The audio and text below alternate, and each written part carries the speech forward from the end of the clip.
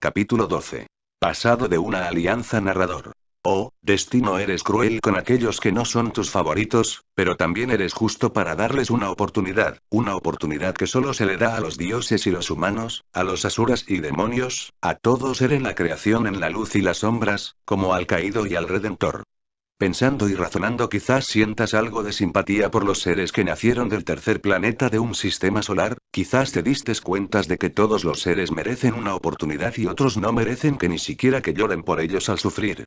Aún los dioses y muchas de sus proezas quedaron impregnados en las leyendas y mitos, como el ser humano es un ser comunicativo por naturaleza, y es que si nacieron por capricho no de los dioses sino del destino. Aunque cambian la historia por su conveniencia y gusto. Por ejemplo, nunca dicen en los mitos que cuando Zeus y sus hermanos vencieron a Cronos y los titanes en la guerra de la titanomaquia fue por Metis, que era la titánide que personificaba la prudencia, o en el mal sentido, la perfidia. Era también una oceánide, hija de Océano y de Tetis. Ella fue la primera esposa de Zeus y podría decirse que fue la madre de Atenea. Los nórdicos nunca contaron que Odín, que no solo usaba una espada llamada Balmont, que se la entregó a un joven guerrero llamado Siegfried para vencer a un dragón maldito por el corazón de una mujer. Los hindúes nunca dijeron que los Vijayaraja del budismo desde la India a Japón nunca estaban enfocados en el castigo sino más en la redención a través del pago justo antes de pasar de esta vida a la otra. Pero ¿por qué hablo de todo esto? Es simple: el destino como fiel caprichoso tuvo dos seres especiales, dos dioses, que se conocerían para cumplir su destino. Uno era Dios caprichoso y orgulloso, que fue castigado a dejar su tierra de origen por una ofensa a su hermana mayor.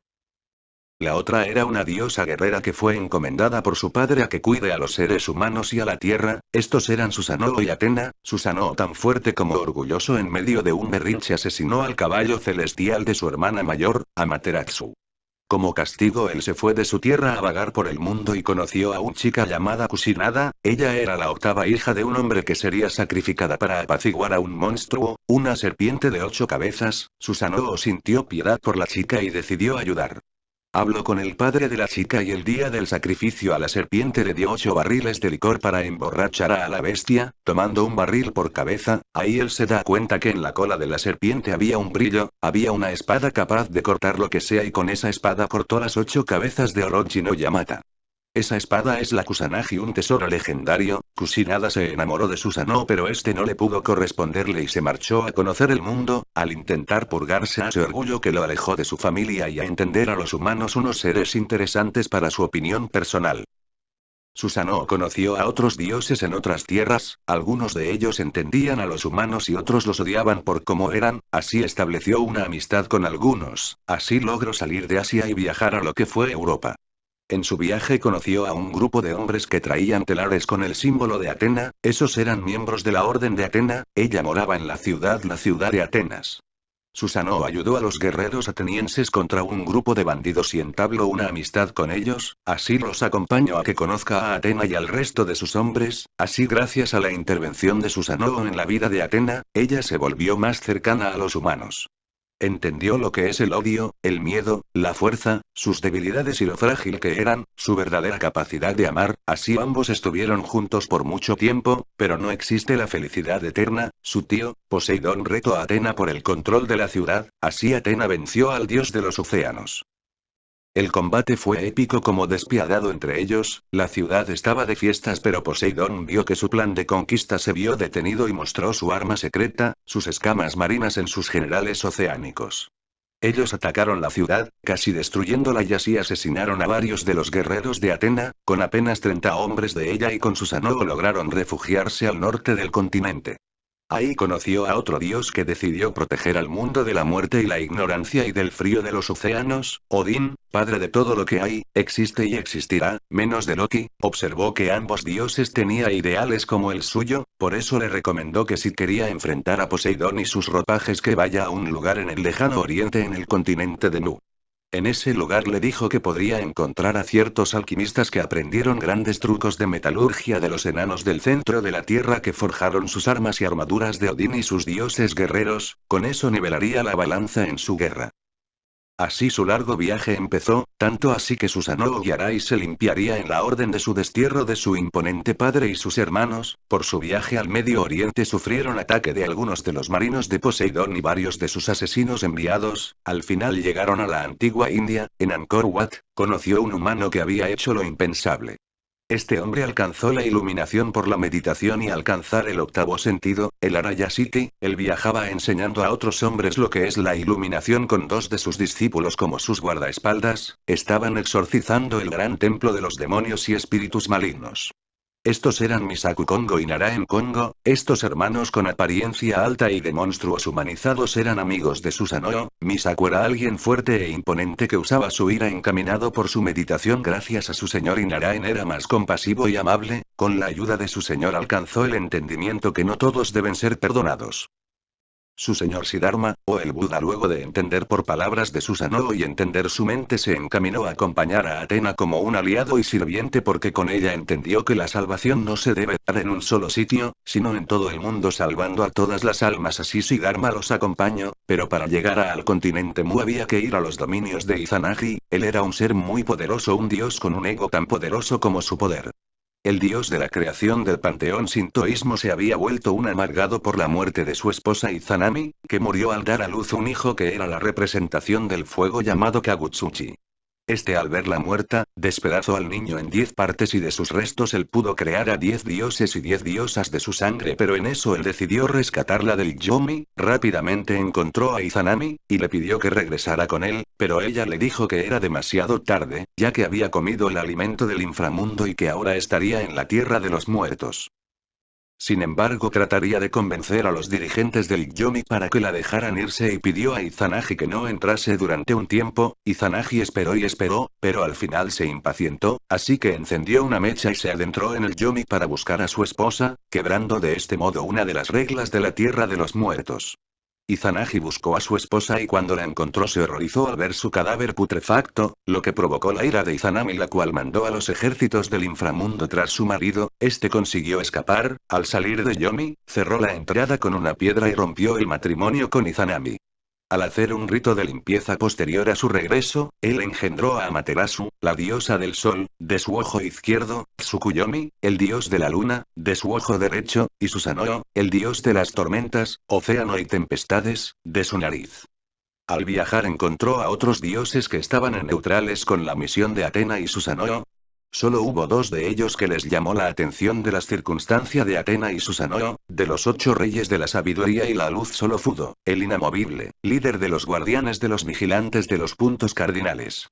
La otra era, Aizen, la reina de la sabiduría teñido de lujuria, aunque todos creían que ella era un hombre porque como usaba una máscara de 3 caras, ellos creían que el motivo de pelear de Athena era justo y la acompañaron por las tierras de Izanagi. Pero descubrieron en el viaje que Izanagi y su corte querían conquistar el mundo al igual que otros dioses del occidente y decidieron detenerlo. La batalla era dura. Gracias a los viajes otros semidioses y deidades se les unieron como el arcángel San Miguel. Los hermanos menores de Athena, Hércules y Perseo, se lo debían por ayudarlos a cumplir sus metas de forma desinteresada en el pasado. Del oriente tenía a los ya mencionados Siddharma el Buda, Misaku Kongo y Narayan Kongo, que se cambiaron los nombres como Agyo Yungyo e incluso Marisiten, la diosa de la guerra y la luz, quedó al servicio de Athena por perder en un combate entre ellas y ganarse su amistad. En sí la guerra fue brutal, donde casi mueren los aliados de Athena por enfrentarse a otros dioses y deidades. Susanoo y Marisiten vencieron a los hermanos Amaterasu y Tsukuyomi, donde lograron asesinarlos después de una lucha donde Susanoo vengó la muerte de su amiga Ukemochi, por obra de Tsukuyomi. Al final de cuentas Athena y Siddharma, Fudo, Aizen, Agyo y Yungyo lo sellaron con el resto de los dioses de su corte de Izanagi en el castillo de Jade en las profundidades de la tierra, pero en eso una persona del pasado apareció y atacó a Susanoo. Creyó que lo asesinó con una daga sagrada, pero en realidad atacó a Agyo, que recibió el ataque por salvar a Susanoo de Kusinada. Ella desarrolló un amor enfermizo por el dios y sería así por toda la eternidad. Agyo moría y Athena lloró por ver a otro de sus compañeros irse, pero no era una despedida sino hasta luego. Agyo les hizo prometer que permanecerán juntos por lo que creen y además se reencontrarían en otra vida. Le dijo a su hermano que no claudique ni pida disculpas a sus enemigos, que cuando luche lo haga con la convicción de que lo hace por algo correcto y si no es así, que no luche por ello. Así Agio dejó el mundo y formó parte otra vez del ciclo inacabable de la vida. Así Atena y sus compañeros llegaron al continente de Mu donde conocieron a Ymir. Así es como comenzó el origen del santuario. Así Atena construyó las armaduras con los sabios de Mu y nació la primera guerra santa. Pero otro factor de la guerra fue de que Atena vio cómo pelean sus guerreros con armas. Esto les dio una ventaja tan grande que lograron vencer al mismo Poseidón y sus fuerzas sellando todos sus recursos. Atena no le gustó la gran ventaja y decidió con sus santos de oro sellar las armas para una emergencia y evitar el gran derramamiento de sangre y las armas se las dio a guarda a Susano que lo escondió en la tierra donde nació. El único que podría decidir que se usen fue el santo de oro de Libra, el primer santo de Libra Nailla, un joven semidios que decidió servir a Atena por su voluntad y conservar solo algunas para ayudar si es necesario.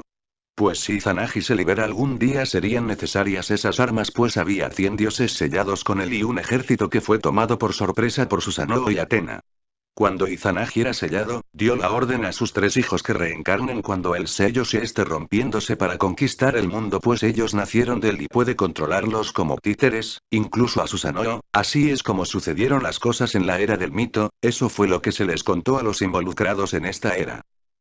Naruto y Hinata ya entendieron el por qué ellos sentían que se conocían y supieron quiénes fueron en sus vidas pasadas y quiénes fueron otros en sus vidas pasadas. Sansón y David era Hércules y Perseo, Sakya era Siddhartha en sus vidas pasada. Su tío fue el dios Fudo en la vida anterior y su madre Krasota fue Aizen, pero aún no aparecía Agyo y Yungyo, eso raro aún. Muchos pensaron que no todo era coincidencia, sus nacimientos en esa tierra y el de quienes desciende sus actuales encarnaciones de los 2 chicos. Aunque algo pasaría en el torneo donde ocurre el tiempo actual, Izanagi saldría del sello y conquistaría el mundo para hacerlo como él quisiera como se le dé su gana pero algunos enemigos de su pasado no lo permitiría. Ahora el tiempo pasó y los exámenes empezaron y esto sería brutal 82 equipos participarán en la primera prueba solo la mitad pudo pasar a la clasificación y así llega a la prueba en Bosque de la Muerte. Los equipos de la hoja creyó que ganarían fácilmente pero fue un poco más arriesgado de lo que creyeron solo 7 equipos pasaron la prueba de sobrevivencia. Estos exámenes eran algo único, el premio era algo único también, el poder de mandar sobre los demás en las capacidades de los pueblos, pero los de Konoha creyeron que sería algo como reclamar a las personas como objetos. Pues al final todos acordaron seguir estándares actuales y sociales. A Minato y Kushina no les gustó pero harían que Naruto nunca deje la aldea y ganarse su perdón según ellos.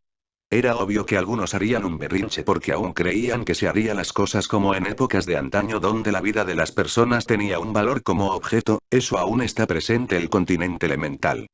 Pero era por las condiciones ya que ninguno entregaría a ninguna persona como moneda de cambio ya que cuando se hizo la reunión para los términos de premios se dio la incógnita si alguno lo haría. Otra cosa era si alguno daría territorio de un país y eso se lo dejó a los señores feudales. Así fueron pasando de las normas y los acuerdos. Los equipos que pasaron fueron: equipo Uchiha barra Namikaze, equipo Inoshikacho, equipo de Lee, equipo del sonido eran Dosu Kinuta, Zaku Abumi, Kintsuchi, Kajero Fuma y Kotohime Fuma con los maestros Guren y Kabuto Yakushi. Equipo del desierto eran Gaara, Kankuro, Temari, Matsuri y Yukata, con los maestros Baku y Oichi. Equipo de Iwagakure eran Gurotsuchi, Isupchi, Tao, Shinsupchi y Kenji con los maestros Roshi y Kitsuchi. Equipo de Kumogakure eran Omoi, Karui, Sanui, Atsui y Z con los maestros Killer Beiyu y Tonede. Así llegó a unos 5 días antes de que empiece el torneo de equipos, cada uno estaba tranquilo con sus asuntos especiales, como planear una invasión, espiar y robar información. Los extranjeros no podían conseguir nada con los del santuario y solo llamaban la curiosidad, pues llegó el patriarca Ikki a las puertas de la aldea de Konohagakure no Sato. No llegó solo, estaba con Boudica del altar, Alfred de la copa y Asi Senju del escultor, estos eran sus acompañantes y parte de los refuerzos. El equipo de Wolon y Bao llegaría en 2 días en Konoha e informarán lo que pasó en la isla Reina Muerte. Alena informó que regresaría para el mismo día del torneo a la aldea con Tsunade y Bene e Ymir llegaron un día antes para el torneo. Ellos no estaban ahí para divertirse sino para prepararse para una guerra directa con un enemigo único. Muchos no sabrían lo que pasaría en estos días, solo los incrédulos no creían lo que el destino tiene reservado pero en otro lado, en una cueva escondida en unas montañas había alguien con una capucha visitando a alguien que estaba ahí. Alguien que movía los hilos escondidos en las sombras y la oscuridad, pues la codicia no solo es algo de los hombres y no solo es poder lo que todos desean, sino una felicidad egoísta sin importar otros y conseguirla a como diera lugar. Notas. Algo largo, un asunto de narrador para contar algo del pasado, pero todo tendrá sentido y un cambio ante ciertas circunstancias. Marisiten es la diosa de la guerra y la luz en la antigua China. En la película de la batalla contra Lucifer se menciona que ella, Atena y el arcángel San Miguel derrotaron al ángel rebelde y sus fuerzas. Naiya, viene del nombre del hijo del gran dragón con una humana cuyo significado es pequeño tigre, una alegoría a Doko ya que el kanji de su nombre es lo mismo. El deber del guardián de Libra es custodiar que las armas para que no sean usadas por los santos atenienses, pero hay una teoría que dice que todas las armaduras podrían tener armas cuando fueron creadas y es algo posible y lo usaré en esta historia. San Miguel pudo transmigrar a un cuerpo humano para esta batalla, es algo creado por mí, es el portador de la armadura de cabellera de Berenice. Kusinada aparecerá en la historia y será una molestia para el santuario hasta acabar la serie.